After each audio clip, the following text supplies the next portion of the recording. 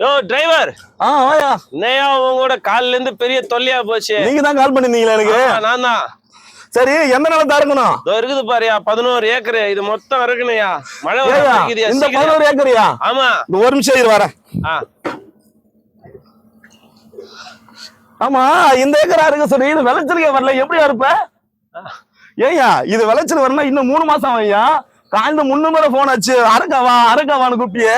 இதை அறுத்தனா எல்லாம் குப்பைக்கு தான் வேஸ்டா போகும். இந்த விளைச்சல் வரது இன்னும் 3 மாசம் ஐயா. உனக்கு பயிர் வைக்க தெரியுமா தெரியாதா?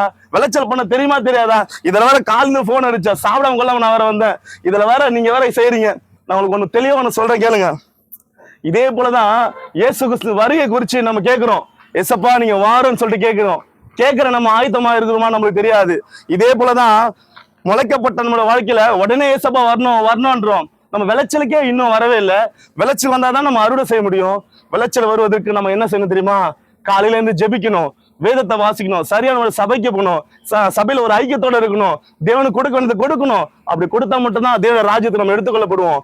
இப்படி நம்ம அவசரப்பட்டோம்னு வச்சுங்களேன், இந்த நிலத்துல விளைச்சப்பட்ட எல்லாமே எப்படி குப்பைக்கு போதோ அதுவே நம்மளும் குப்பைக்கு தான் போயிடுவோம். நம்ம ஆயத்தமாகணுமா? ஆயத்தமா தான் கர்த்தர் ஆசீர்வதிப்பார். God bless you.